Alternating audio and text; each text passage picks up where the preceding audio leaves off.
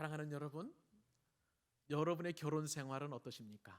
행복하십니까? 아니면 불행하십니까? 지금부터 제가 소개해드리는 집사님의 간증을 아마 여러분 듣게 되시면 정말 결혼 생활을 계속해야 하나 하는 그런 생각이 들 것입니다. 강원도 춘천에 사시는 함경의 집사님이란 분이 계십니다.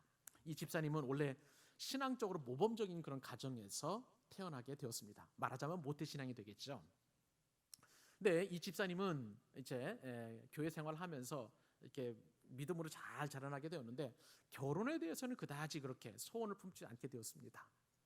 그러다 보니까 이제 관연한 처녀 때에 교회 목사님께서 어떤 한 전도사님을 이렇게 믿음의 사람 있잖아요. 이렇게 소개해 줬어요. 그래도 목사님 저는 안 만나겠습니다. 그렇게 얘기했다는 거예요. 그만큼 이 집사님은 결혼에 대해서 별로 생각을 갖지 않았습니다. 근데 부모님들의 생각은 또 다르잖아요.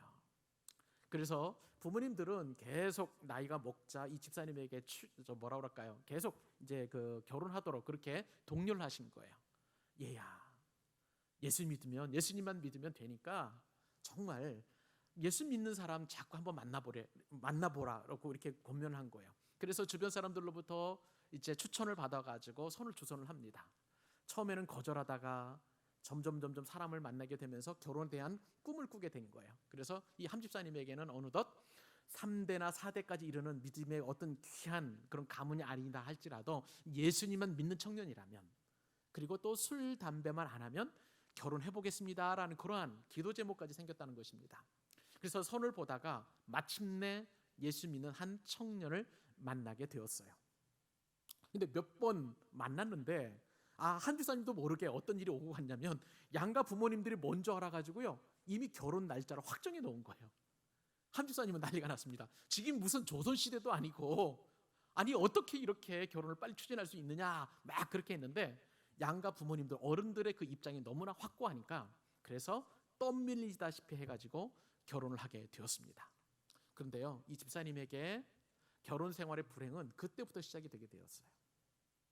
신혼여행을 갔다 와서 이제 시부모님께 절을 하고 인사를 드리게 되었는데 그때부터 집안의 모든 일들, 그러니까 말하자면 시아버지가 이제 간섭을 하기 시작하는데 아주 사소한 것까지도 간섭하는 그런 일들이 일어나게 되면서 이제 이 집사님의 결혼 생활은 점점점 불행해져 가는 그러한 삶을 살게 되었습니다.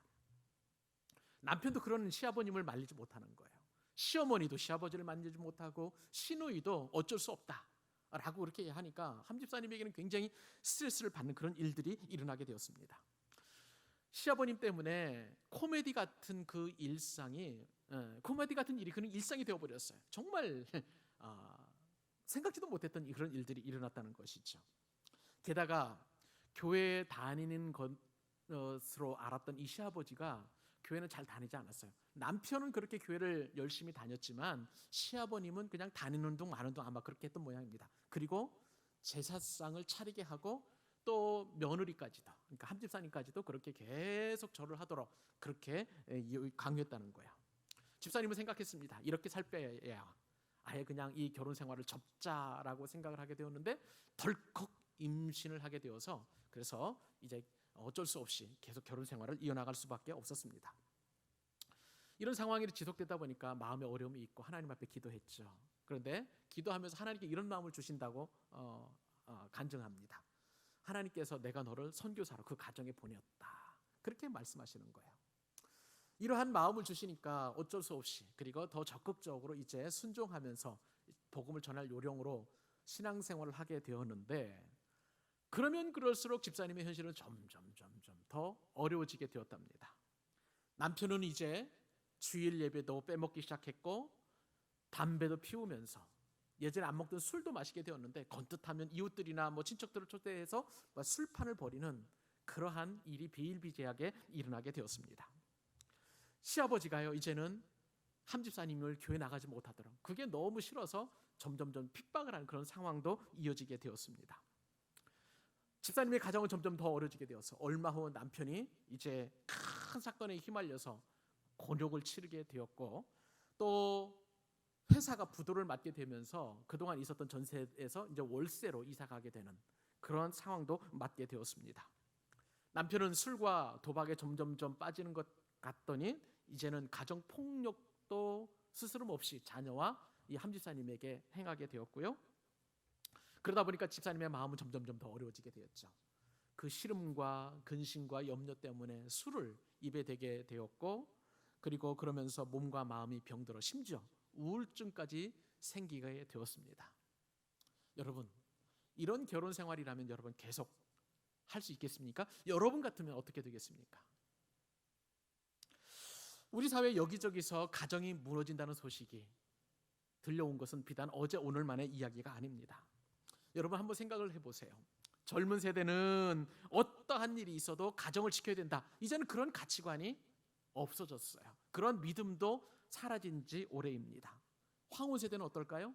어제 얼마 전에 이제 엊그저께인가요? 신문을 보니까 60대 넘은 그 할머니가 남편을 이제 흉기로 이렇게 찌르고 또 이렇게 살해하는 그런 일이 있었습니다.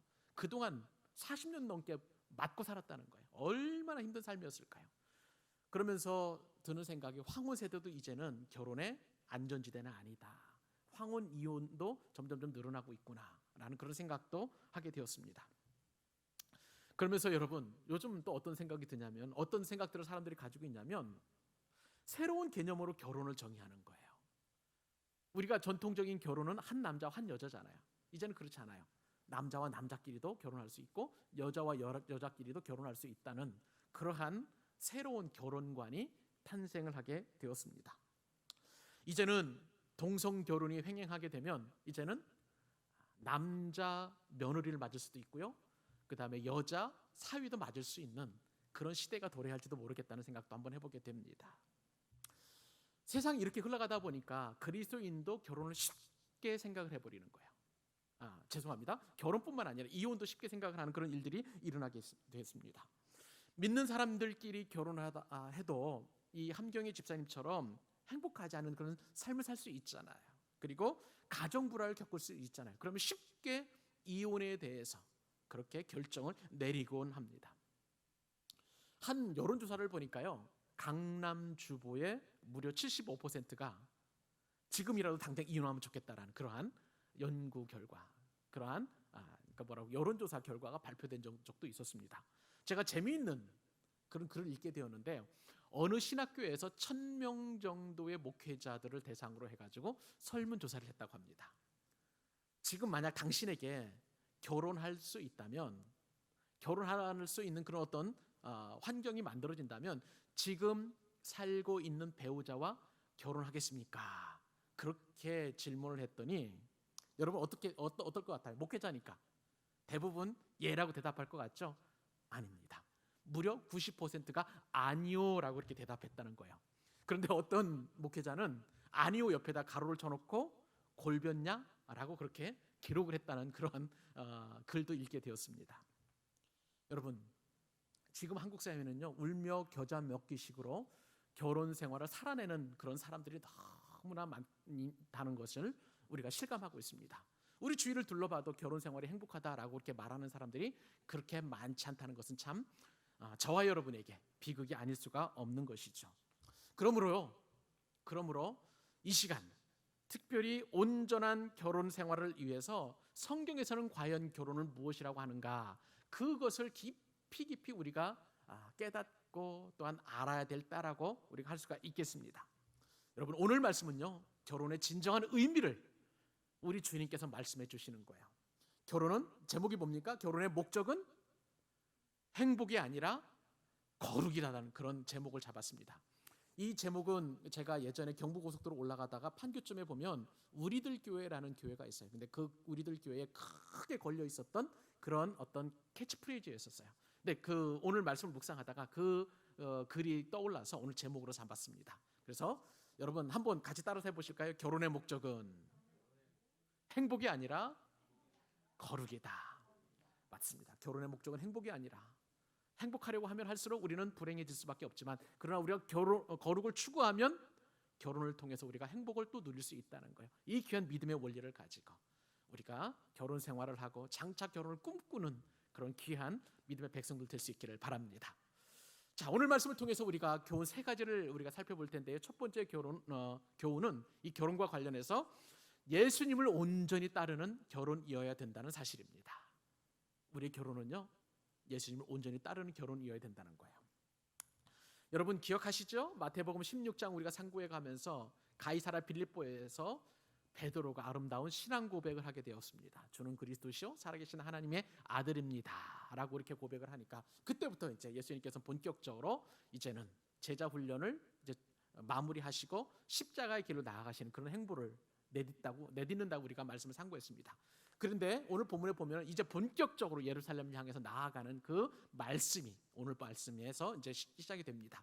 오늘 그 말씀 1절, 2절, 3절에 성경은 이렇게 기록하고 있습니다.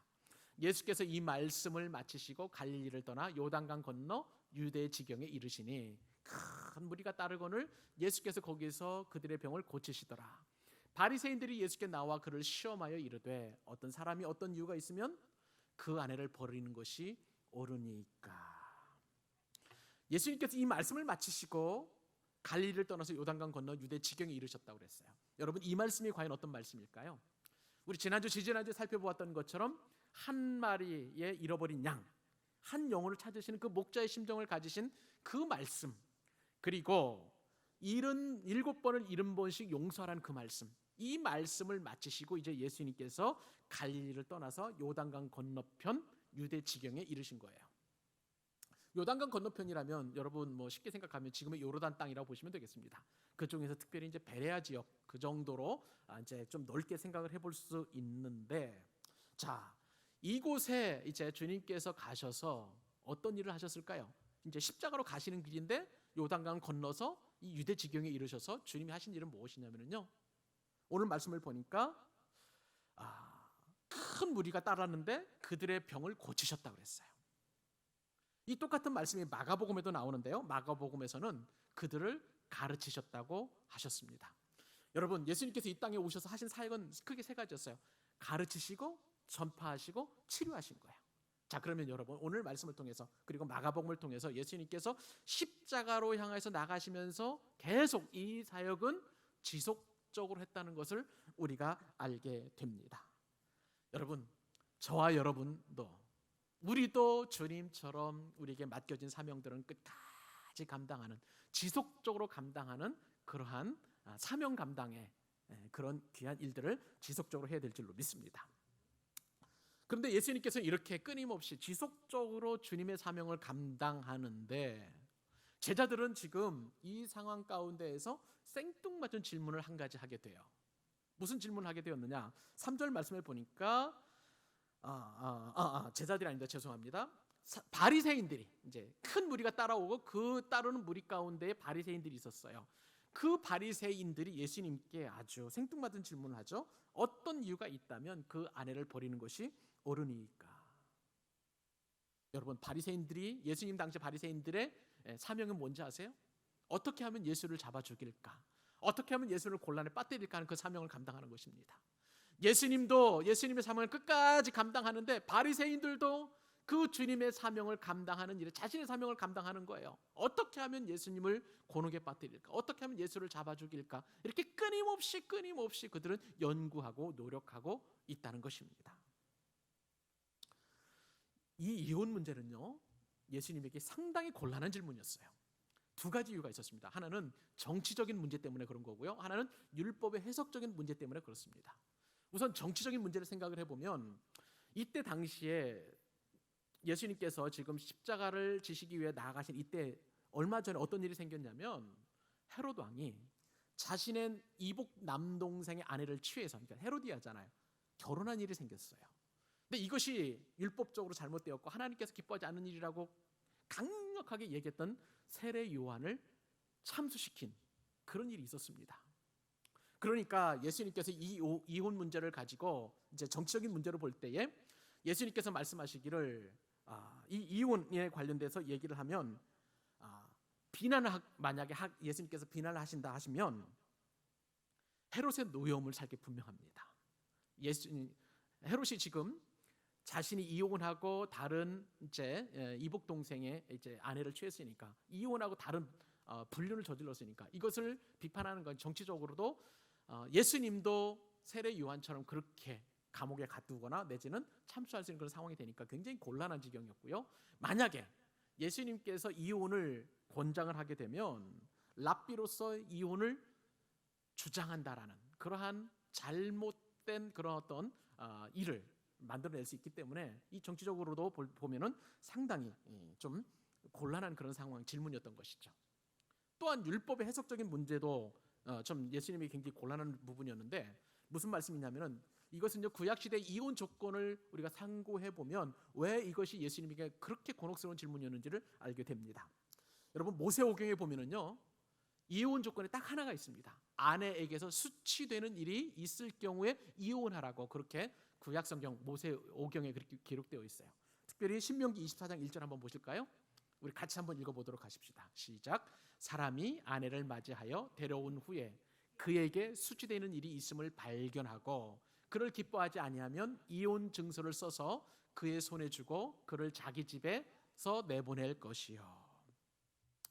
일반적으로 구약 시대에는요 이 수치스러운 일을 이제 좀 좁혀서 이렇게 해석하는 경향이 있었어요. 무슨 얘기냐면 어떤 종교적인 이유, 예를 들어서 이방신을 섬긴다든가 당연히 이건 이혼 사유가 되는 것이죠.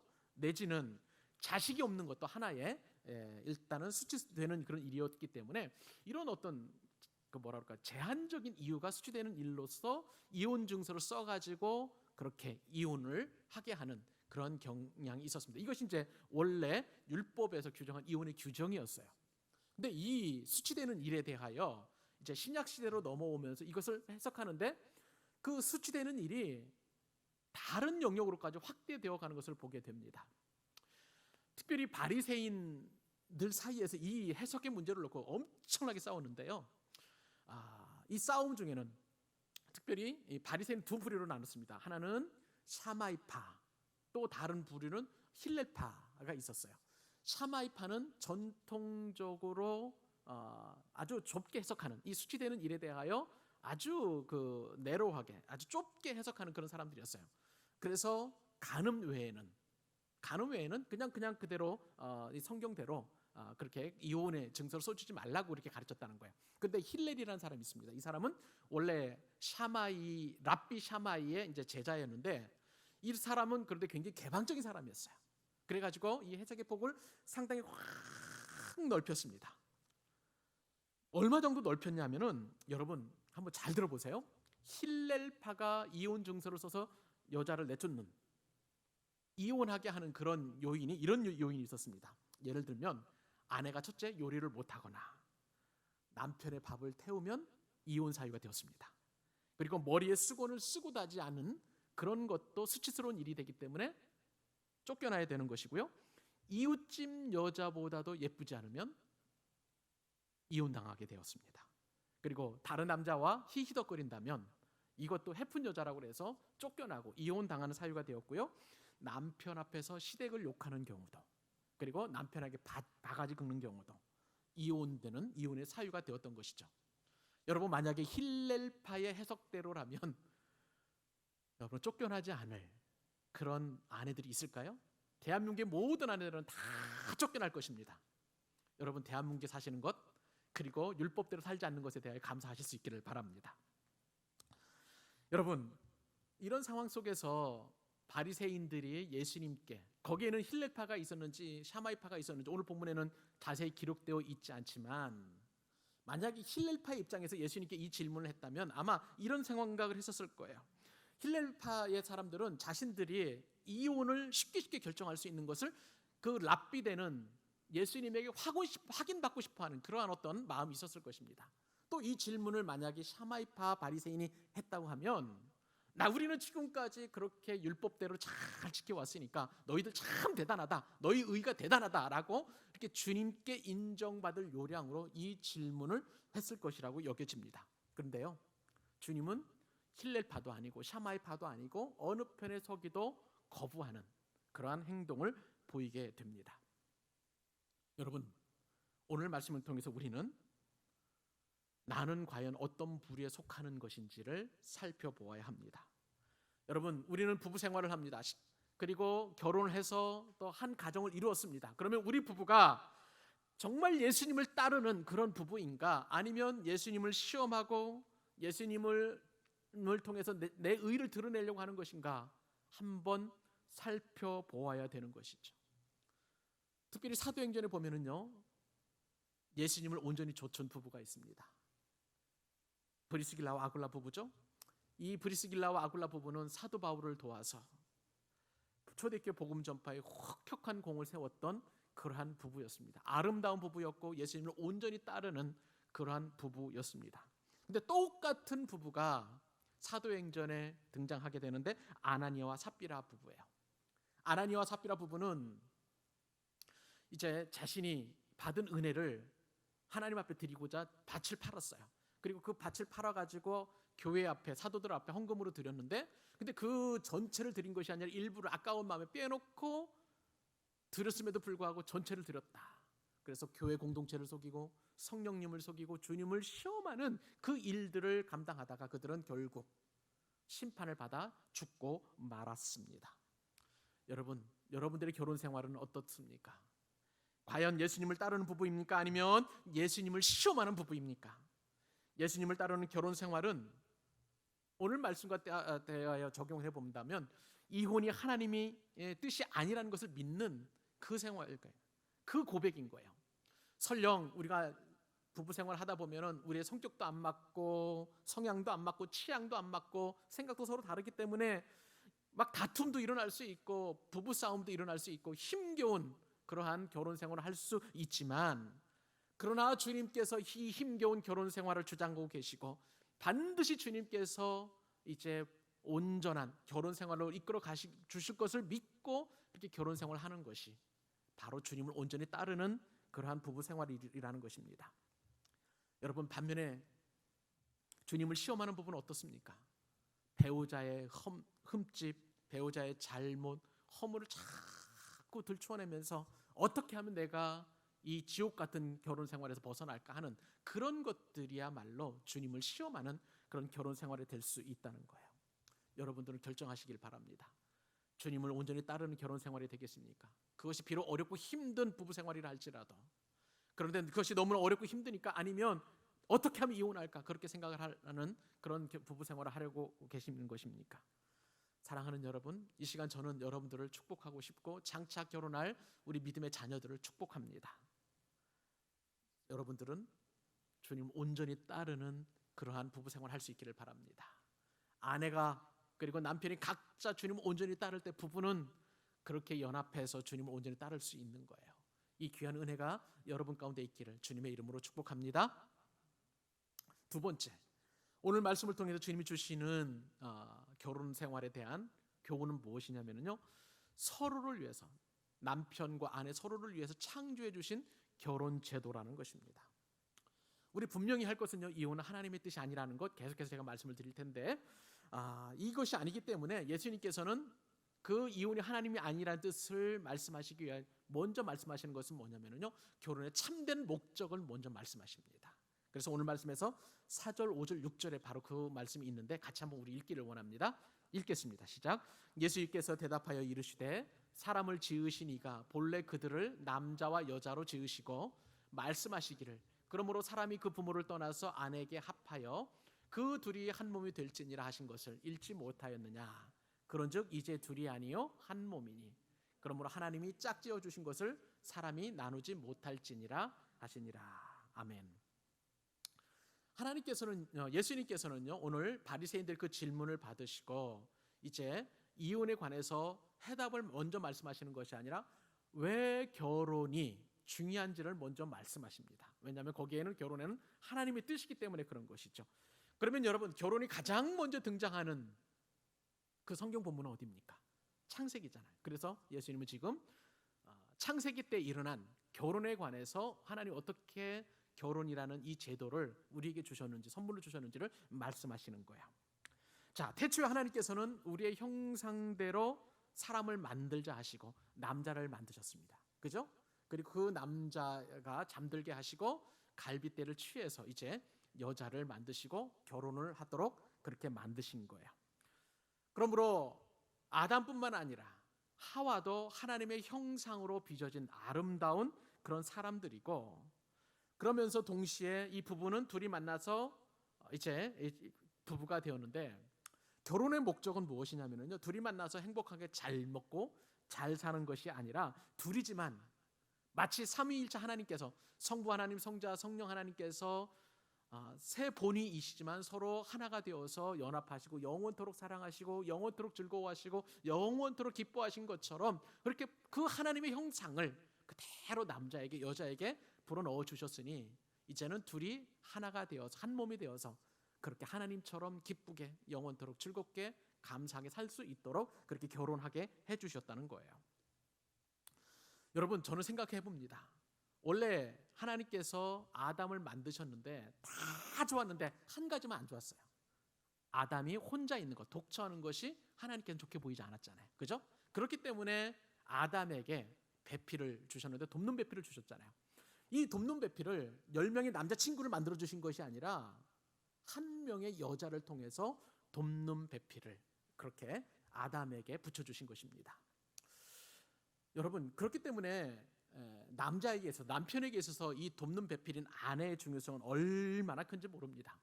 그런데 여러분, 아내가 돕는 배필로서의 역할을 못하게 되면 남자는요, 정말 허망한 인생을 살게 됩니다. 제가 말씀을 준비하면서 가정사역연구소 소장 송기론 목사님 여러분 잘 아시죠? 그리고 하이패밀리 대표이고 현재는 청란교회 담임 목사님이신데, 이 목사님이 수없이 많은 가정사역 세미나 이런 것들을 개최하면서 남편이 아내에게 원하는 것이 무엇인가 이렇게 질문을 했답니다. 그랬더니 남편들은 아내의 순종이라는 거예요. 아내에게도 물었어요.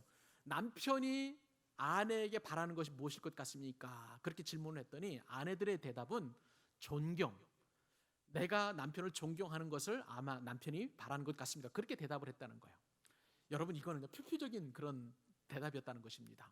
더 심오하게 수많은 가정 위기에 처한 부부들을 만나고 세미나를 개최하면서 심도 깊은 그러한 이제 남편이 아내에게 바라는 것, 그것을 이제 질문해서 데이터를 만들어 놨는데, 놀랍게도요, 여러분의 상상과는 전혀 예상의 답변이 나왔다는 거예요. 5가지가 있었습니다. 첫째는 남편의 성적 만족이었고요, 둘째는 여가 선용 상대로서의 아내였습니다.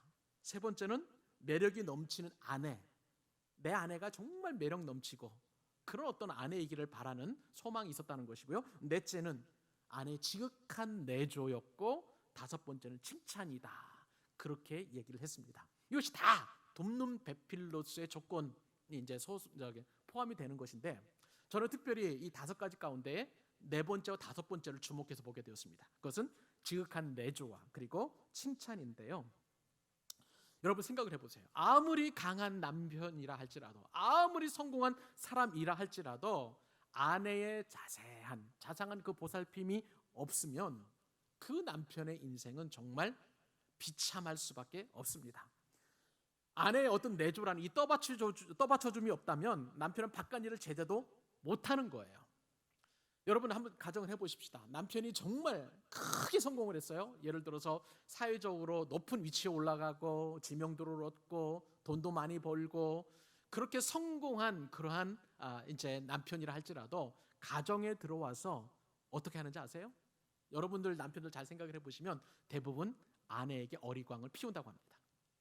사실은요, 이거는 참 그 어리광을 피우는 것은 엄마에게 하고 싶은 그런 어떤 행동이라는 거예요. 그런데 차마 성인으로서 그렇게 할 수 없으니까 엄마 대신 아내에게 그렇게 인정받고 싶어하고 칭찬받고 싶어하고 또 그것에 대한 어떤 뭐라고 할까요, 좀 보상을 받고 싶어하는데, 거기 그런 어떤 마음에서 이제 갖고 있는데, 아내가 그 상황에서 핀잔을 준다든지 바가지를 긁는다든지 아니면 뭐라 그럴까요, 다른 어떤 이제 비난을 한다고 가정을 해보면, 남편이 원하는 것은 칭찬을 통한 그런 심정적인 안정인데 아내로부터, 돕는 배필로부터 그런 평가를 받게 되면 그야말로 가정이 난장판이 된다는 거예요. 그래서 여기서 우리는 하나님께서 왜 여자를 돕는 배필로 창조해 주셨는지를 알게 되는 것입니다. 여러분, 이것이 바로 서로의 장점들, 단점들을 보완하고 서로를 돕는 그런 어떤 배필로서의 부부를 하나님께서 만들어 주셨는데, 근데 잘못 오해하는 사람들이 있어요. 특별히 남편들 입장에서 그렇습니다. 하나님이 하와를 아담의 갈비뼈를 치워서 만드신 것은 일종의 남자의 부수적인 존재쯤으로 여기는 그런 분들이 계시다는 거예요. 아니에요. 그렇지 않습니다. 남편의 그런 갈비뼈 하나를 취해서 만든 것은 아담과 하와가 서로 친밀함을 나누고 한 몸이 되고 자기의 몸처럼 서로 사랑하도록 그렇게 하나님께서 아름답게 창조적으로 만들어 주신 거예요. 그래서 이런 창조적인 관점에서 볼 때 남편은 아내 사랑하기를 그리스도가 교회를 사랑하신 같이 할 수밖에 없는 것입니다. 아내는 나의 부속품이요 나의 어떤 시종두는 그런 여인이 아니라 나와 한 몸이 될 수밖에 없는, 그렇게 귀하게 사랑하는 존재로 여기게 된다는 거예요. 여러분, 이 말씀은요, 다른 말로 하면 내가 아내를 학대하면 내 자신을 학대하는 것과 똑같습니다. 왜냐하면 부부는 한 몸이기 때문에 그래요. 맞죠? 그런 어떤 논리가 성립할 수 있는 거예요.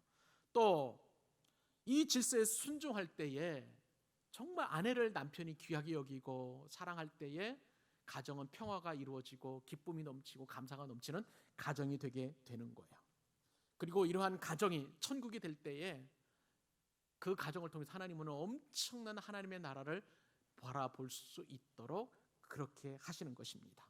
그래서 이 영광을 창조하신 예수님께서 분명히 오늘 말씀해 주신 것 보시면 아시겠지만, 하나님께서 짝지어 주신 것을 사람이 나누지 못한다. 그 어떠한 이유로도, 그 어떤 상황이라도 남편과 아내가 이 영광스러운 이 행복함을 인위적으로 나뉘어서 그렇게 만들 수 없다고 주님께서 말씀하고 계시는 것이에요. 여러분, 이 결혼제도는요, 하나님께서 천지를 창조하시고 사람을 만드실 때 만들어주신 제도예요.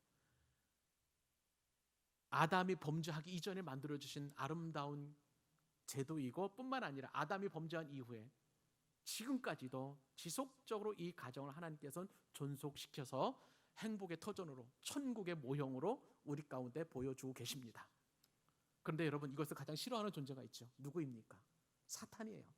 끊임없이 그래서 사탄은 가정을 공격합니다. 할 수만 있으면 결혼을 파괴하게 하고 가정을 파괴하려고 하는 그러한 일들을 사탄이 지금도 획책하고 있는 거예요. 지금은 어떻습니까? 아주 교묘하게 이 가정을 파고들고 있는데요, 성적 자기 결정권이라는 그런 미명 아래 이제는 성적 취향을 내가 결정할 수 있다는 거예요.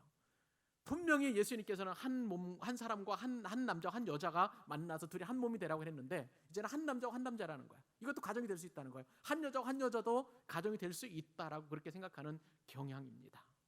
사탄이 정말 이렇게까지 우리의 의식을 바꿔놓으려고 하는 것을 보게 되는 것인데,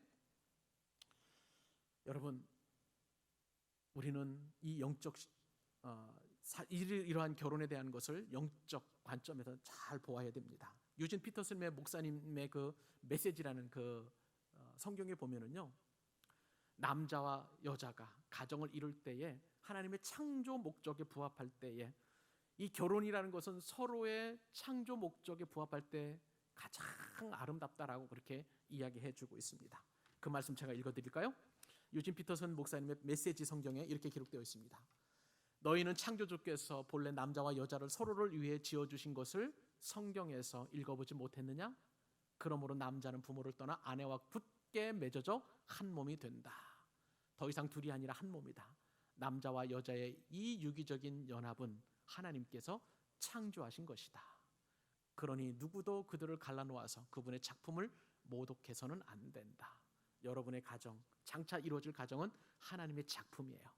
그럼 사람을 인위적으로 나누어져서 그 작품을 모독하면 안 된다는 하나님의 뜻을 꼭 기억하시고, 결혼은 나를 위해서 그리고 배우자를 위해서 창조해 주신 하나님의 선물임을 여러분 꼭 명심하실 수 있기를 바랍니다. 오늘 주님이 주시는 마지막 세 번째 결혼에 대한 교훈입니다. 오늘 제목과 똑같은 것입니다. 결혼의 목적은 행복이 아니라 거룩이다 라는 사실입니다. 우리는 결혼하는 목적을 대다수 사람들이 행복에 두고 있는 것을 보게 됩니다. 그런데 여러분, 행복하지 않은 결혼 생활 참 많습니다. 예전에 제가 아주 오래전에 텔레비전 프로그램을 보게 되었는데, 서세원 씨라는 개그맨이 진행했던 프로그램이 있었습니다. 특별히 이 프로그램에 보면 할머니 할아버지가 나와가지고 이런저런 게임을 하는 그런 프로그램이었는데, 제가 어렴풋하게 기억하는 거 제일 인상 깊게 보았던 그 게임 중에 스피드 퀴즈가 있었어요. 여러분 잘 아시죠? 스피드 퀴즈.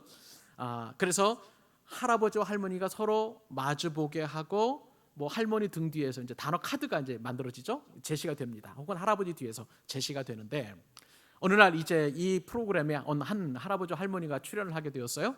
그리고 할아버지 뒤에 단어 카드를 놓고, 죄송합니다. 할머니 뒤에 단어 카드를 놓고 할아버지가 그 단어 카드를 설명하는 거예요. 근데 그 단어 카드에 천생연분이라는 그러한 이제 글귀가 제시가 되었습니다. 할아버지가 이거는 우리 할망구가 잘 맞힐 거야 하면서, 왜냐하면 지금까지 할아버지가 하자는 대로 할머니가 다 했거든요.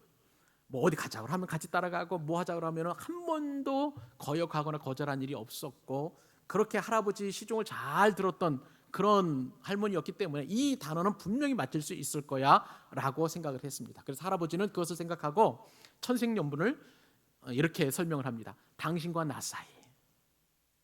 그랬더니 할머니가 뭐라고 대답을 하는지 아세요? 왼수. 왼수라고 그렇게 대답을 했답니다. 할아버지가 가슴을 치면서 그건 말고 내자야 내자 얘기를 했더니 그 할머니 대답이 평생 왼수, 그렇게 대답을 했다는 거예요. 웃어야 되는데요. 아무도 안 웃으셔서. 네. 여러분, 결혼 생활을 오래 하면 할수록 더 행복해지고 더 복되어야 될 텐데 왜 결혼은 점점점 어려워질까요? 여러분, 남편이 약속하잖아요. 연애할 때는 하늘의 별도 따다 주겠다, 하늘의 달도 따다 주겠다, 그렇게 약속하고 그렇게 사랑했건만, 그런데 결혼하게 되면 무섭게 바뀌고, 정말 이 할머니 할아버지처럼 왼수도 아니고 평생 왼수의 그런 삶을 살아가고 있을까? 우리는 정말 깊이 생각해 봐야 됩니다. 주님께서는요, 이러한 상황 속에서 결혼의 의미를 말씀을 통해서 우리에게 교훈해 주십니다. 좀 길지만 오늘 보면 7절로 12절까지 한번 천천히 한번 읽어보십시다. 같이 한번 합독해서 읽겠습니다. 여짜오되 그러면 어찌하여 모세는 이혼 증서를 주어서 버리라 명하였나이까? 예수께서 이르시되 모세가 너희 마음의 완악함 때문에 아내 버림을 허락하였거니와 본래는 그렇지 아니하니라. 다른데 장가드는 자는 가늠함이니라. 제자들이 이르되 만일 사람이 아내에게 이같이 할진대 장가들지 않는 것이 좋겠나이다. 예수께서 이르시되 사람마다 이 말을 받지 못하고 오직 타고난 자라야 할지니라. 어머니 태로부터 된 고자도 있고 사람이 만든 고자도 있고 천국을 위하여 스스로 된 고자도 있도다. 이 말을 받을 만한 자는 받을지어다. 아멘. 예수님께서는 지금 바리새인들의 질문에 대하여 이혼에 대해 부정적으로 말씀하시고, 특별히 결혼을 이렇게 말씀하시면서 이혼에 대한 부정적인 것을 간접적으로 말씀하셨죠.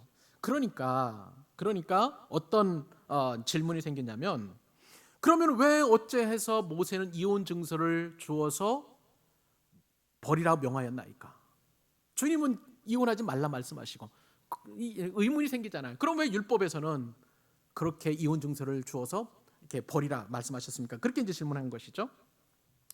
여러분, 모세 율법에서 이혼 증서를 준 이유는 딱 하나예요. 그것은 뭐냐면요, 그때 당시에 이혼한 여인이 얼마나 사회적인 약자였는지 여러분 생각을 해보세요. 지금처럼 여성들이 능력이 있어서 직장에 취직할 수 있는 그런 사회도 아니었고요. 여성이 살아갈 수 있는, 아내가 살아갈 수 있는 유일한 방법은 남편에게 종속이 되어서 그 가정을 이루면서 남편이 제공해주는 경제적 우산 속에서 살아가는 거야.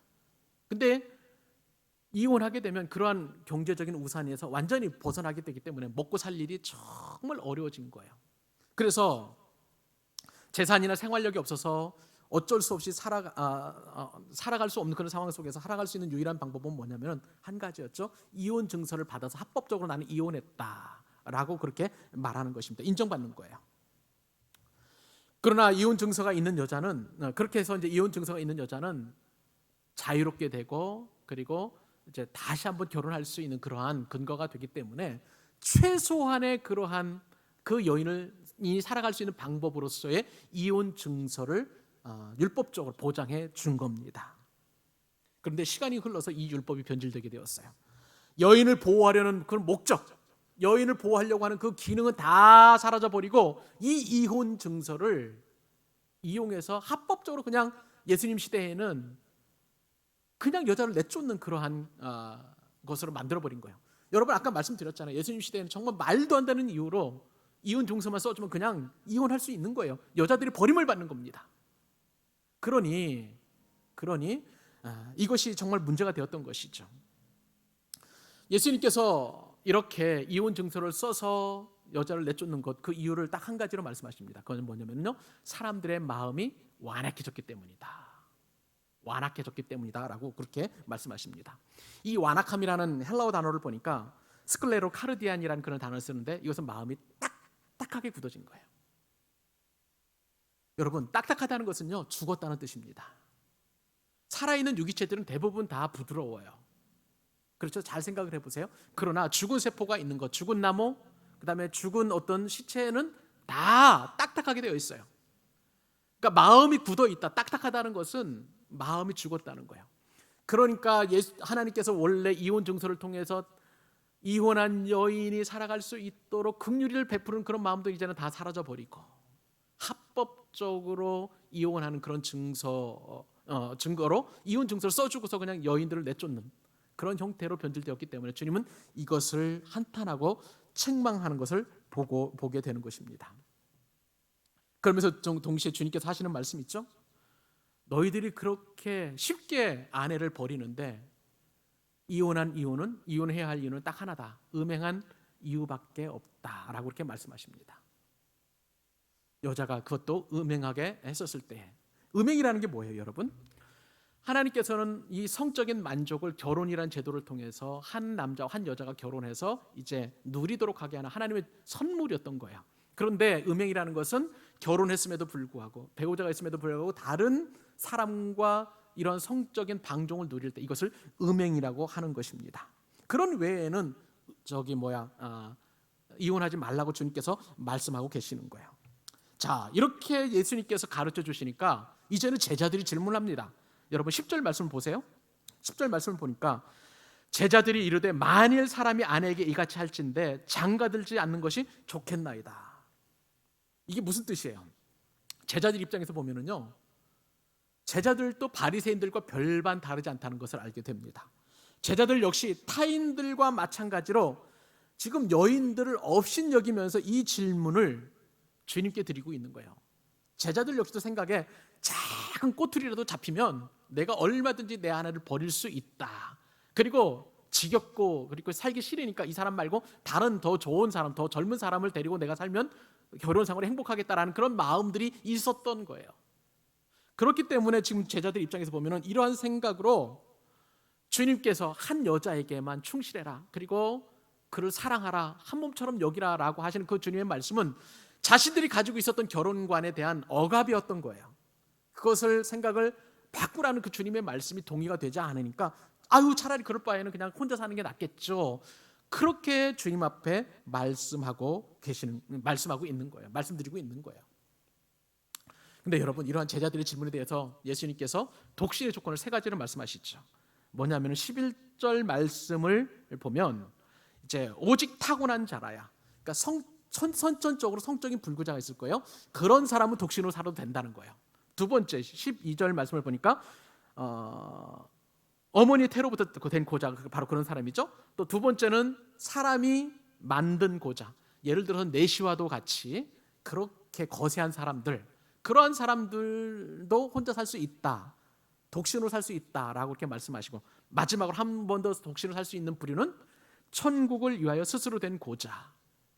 대표적인 사람이 사도 바울이죠. 그러니까 복음을 위하여 그렇게 하나님 앞에 결단하고 결신하기 위하여 스스로 홀로 독신을 삶을 살 수 있는 사람인데, 그러나 그 이외의 목적을 가지고 결혼을 기피해서는 안 된다는 거예요. 홀로 살지 말고 가급적이면 다 결혼해서 사는 것이 하나님의 뜻임을 주님께서 말씀하시고, 그 결혼 생활에서 이 독신이 문제가 되면 음행이 문제가 된 이후에는 이제 이혼하지 말라라고 주님께서 말씀하고 계시는 것입니다. 우리는 이 말씀을 통해서 결혼의 참된 의미가 무엇인지, 여러분, 내가 결혼하고 사는 것은 하나님의 뜻을 이루는 거룩인 줄 믿으시기 바랍니다. 비록 나의 삶이 어렵고 힘들어도 내가 결혼한 것은 하나님의 엄청난 뜻을 이루는 거예요.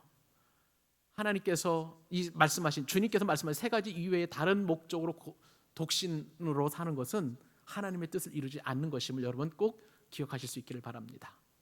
자, 그러면 이 말씀을 통해서 설교 초기에 말씀을 드린 이 강원도 춘천에 사시는 함경혜 집사님 어떻게 거룩을 이루어갔는지 마지막으로 제가 소개해드리고 말씀을 마무리하도록 하겠습니다.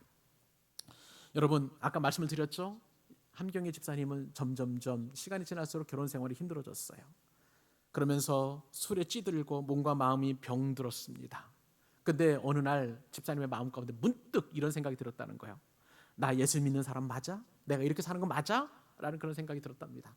그리고 그때부터 본격적으로 더 교회에 열심히 나가게 되었어요. 교회 가서 말씀을 듣다 보니까 점점점 귀가 열리고 예수님이 어떤 분이신지를 알게 되었습니다. 주님께서, 그 위대하신 주님, 모든 만물로부터 영광과 찬송을 받기에 합당하신 그 주님께서 나를 위해서 손수 십자가에서 죽으셨고, 그리고 내 죄를 용서하시기 위하여 부활하셨음을 집사님의 마음 가운데 믿음으로 받아들여졌다는 거예요. 그러다 보니까 이제는 생각이 바뀌었습니다. 마음이 바뀌었습니다. 그러면서 집사님의 입술로 죄 고백이 나오게 되었어요. 그동안 내가 예수 믿고 모태신앙인으로서 살아왔지만, 그러면서 주님을 사랑한다고 고백했지만 그건 입술로만 했던 바리새인들의 고백과도 같았다는 거야. 주여 주여 하는 자가 그 바리새인뿐만 아니라 내 고백이었음을 집사님은 회개를 하게 되었습니다. 그때부터 집사님의 마음 가운데 무거운 짐이 벗겨지기 시작하더니 이제는 말씀이 실제가 되어서 삶 가운데 녹아들어오게 되었습니다. 그 즈음에 더 불행한 일이 생겼어요. 술과 도박으로 그렇게 살아가던 남편에게 암이 걸렸습니다. 그런데요, 이것이 불행이나 어려움이라고, 결혼 생활의 힘듦이라고 여기지지 아니하고 집사님의 마음 가운데 남편을 잘 섬기자라는 그런 마음이 들게 되었답니다. 평생 왼수가 된 이 병든 남편이 이제는 내가 품어줘야 되고 내가 사랑해야 할 그런 영혼인 것을 깨닫게 되었고, 남편을 위한 중보 기도를 본격적으로 하게 되었습니다.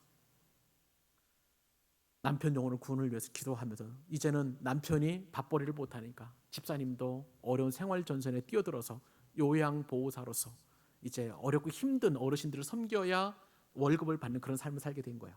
근데 이것이 힘듦이 아니라 오히려 바뀌어서 그 어르신들을 한 분 한 분들을 살피고 냄새나는 몸을 닦아내고, 그리고 그분들을 극정성으로 보살피면서 그분들에게, 그 어르신들에게도 복음을 전하자라는 그런 마음이 생겼다는 거예요.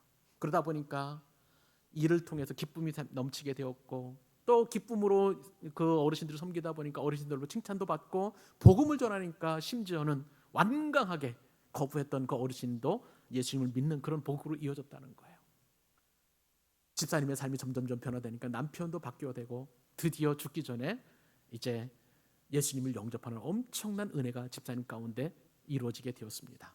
지금은 남편이 돌아가신 지 3년이 넘었지만 그럼에도 예전에 그 힘들고 어려웠던 결혼 생활이 지금은 평안과 기쁨과 감사가 넘치고, 비록 남편이 죽었음에도 불구하고 더 풍성해지고 더 넉넉해졌다는 거예요.